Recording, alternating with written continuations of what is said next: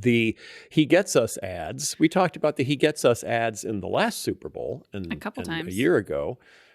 Yeah, like $1 billion ad campaign to rebrand Jesus for the modern age, with mixed reaction, one might say. Many people saying, hey, this is good. People are thinking more about Jesus. Other people saying, hey, what a weird way to use that much money. Why don't we feed people that are hungry? Other people saying, hey, that Jesus smells progressive to me. What's going on here? And that happened a whole lot yesterday, particularly the ad about washing feet that showed, that Jesus gets us and he loves us and he would wash your feet no matter who you are. And people, particularly some of our most conservative friends, scrutinized whose feet were being washed in this ad and what are they saying? What message are they sending? And they discovered, most disturbingly from this ad, and I need to hear both of your opinions on it because this is probably the story of the day, besides the spy pigeon. They was a woman, her feet was being washed. She was a young woman outside an abortion clinic, while in the background, other Christians were protesting. One Christian was stopping to wash her feet. Okay, clearly sending a message that it's dumb when Christians protest abortion. They should be just helping people get abortions or something like that. I heard some people say, so that we condone it. So that's what Jesus would do. Jesus would condone their sin. And then another one, which is obviously someone washing the feet of someone from the LGBTQ community. And of course, so Jesus would, again, so some people said, you're saying Jesus would affirm their sin. And that's what foot washing is. It's an affirmation. So, okay. So here's my question is really, I'm just not sure if the ad makes sense to people because foot washing just isn't a custom anymore. Thank you. So they don't know what to do with that. What does that even mean? That was what bothered me about the whole ad. I recognize, okay, they're trying to be a little provocative here in some of these scenes, but I'm like, does the average American watching the Super Bowl have any idea what's happening in these scenes and why people are washing feet and what does that even mean? And I cannot believe they spent that much money to communicate something that only people who are church-going people would probably even understand to begin with. It just seems so counter to the point of that campaign. And the fact that they've riled up some conservative Christians doesn't surprise me because it's only the conservative Christians that are going to understand the imagery of the ad to begin with. Caitlin? And frankly, even the way most Christians understand John 13 and the foot washing is completely wrong to begin with. But that's a whole nother story. Now we've got something to talk about. Caitlin, what did you think of the ad? So I only just watched it a few minutes ago because I did not watch the Super Bowl. What? You didn't watch the Super Bowl? I didn't. But Taylor Swift was there. I saw some clips of her and I was paying attention to if Travis Kelce's team won because I wanted Taylor Swift to be happy. But I was not watching the game. It's not the Chiefs. It's Travis Kelce's team. Yeah, that's really what the world wants. We just want Taylor Swift to be happy. I overheard a Sunday school teacher in church yesterday telling one of the kids, no, Taylor Swift is not playing football today. Her boyfriend is. There you go. So I just watched. That's what they should have done. I just watched the ad. Okay. I will say, I felt similarly to Sky, but in a very different way, where I watched it and I thought, was this a change actually? Like, were the old ads supposed to make Jesus more appealing to people? And suddenly this ad felt like it was actually directed towards Christians. Like, I don't know if that was intentional or not, but I similarly thought, okay, I don't think most non-Christians, especially now, this might be a new phenomenon in America where some pretty central Christian images and ideas have become less and less well known. But I also, even if it wasn't for the foot washing part, it felt like the real thrust of the ad was your idea of what it means to be a Christian might be wrong because of who Jesus was. So I was curious. I'd be curious to know from the people who made it if that was a change, because the way I received it was I thought the previous ads were, hey, Jesus can relate to you. And so you should check out Jesus and check out a local church. I felt like this was Christians, stop doing the stuff that you're doing that isn't representative of Jesus for the reason you just said, Phil, of especially the scene in the abortion clinic, where it was sort of contrasting the people who are protesting with the person who's caring for this woman. That to me feels like not just trying to better represent Christians to the outside world. It felt like kind of a dig at some Christians. And I didn't hate that. Redirecting Christians. Oh, I see. I want to know how many people watched that commercial and thought Jesus was giving people pedicures. Well, he wasn't in it. It wasn't That's Jesus. I true. know, but it See? says That's that true. he, but Yeah. it's depicted at the end. It says something like Jesus served people, or well, I forget what the Jesus wording was on the screen. But wasn't hateful, or Jesus wasn't for hate, or something like that. And the opposite of hate is cleaning feet. Yeah, Jesus washed people's well, feet. Yeah, that's again, true. foot washing has no direct cultural connection to anything a contemporary American would understand. It looks like everyone's getting pedicures. Yeah. That's what it Other looks than like. Okay. The one scene with the white man and the black man, I thought that was drawing on the Yes. Mr. Rogers. Right, image. where they're- Yes. Right. That wasn't about Where they're Jesus. both- That was about Yeah, Fred yeah. Rogers. He gets us. Yeah. Fred Rogers They- gets us. They were both getting pedicures. Okay.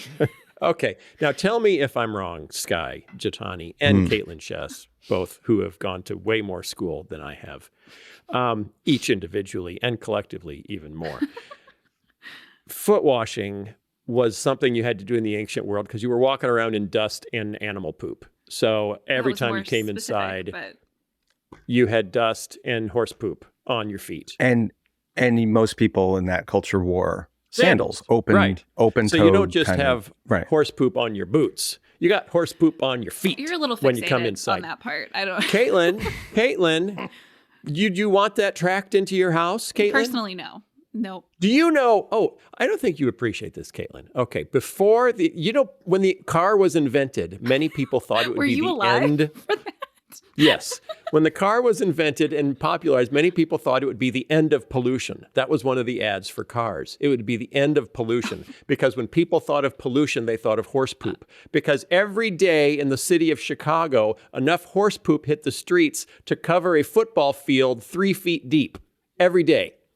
And now the Chicago Bears can do that without the horses. Hey, thank you. didn't We'll be know here all that. week. Yes, that's how much horse poop there was in a city. And you're walking through it every day, and they don't have drainage because the Romans hadn't, rebuilt Jerusalem. So you're just or little towns out in the middle of nowhere. Well, they were big on drainage and Yeah, sewers and that's stuff. true. They were great engineers. So you come into the house for dinner, and you got horse poop on your feet. And the lowest job that anyone could do was to have to wash other people's feet. So that was like the servant or the slave would have to do that. And that was Jesus saying the first will be last, the last will be first. To be the first in my kingdom, you have to be the last. So you have to wash feet. So it's a very upside down, subversive message. Am I right, Sky? Mostly, but It's a not good general entirely. answer.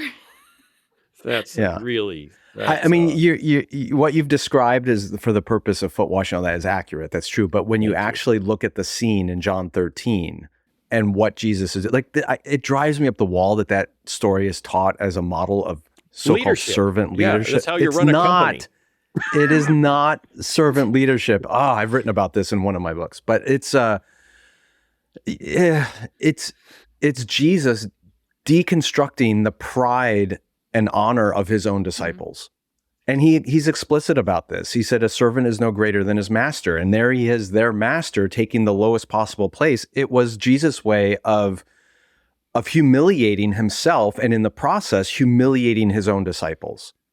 That if I, your master, I'm going to take the most humiliating place, then you're even lower than I am. And that's why when he gets to Peter, Peter's like, no way, you're not washing my feet. It wasn't Peter trying to protect Jesus' reputation. It was Peter defending his own reputation because he will not be the student of a master who washes feet. It was humiliating. So the whole point of that story is for Jesus to humiliate himself and thereby humiliate his disciples. It's not a model of servant leadership.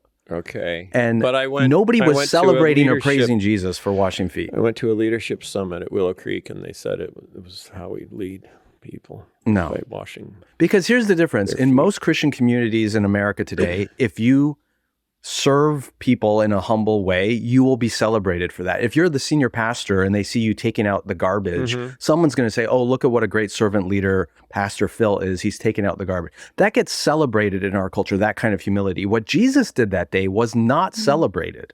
It was humiliating.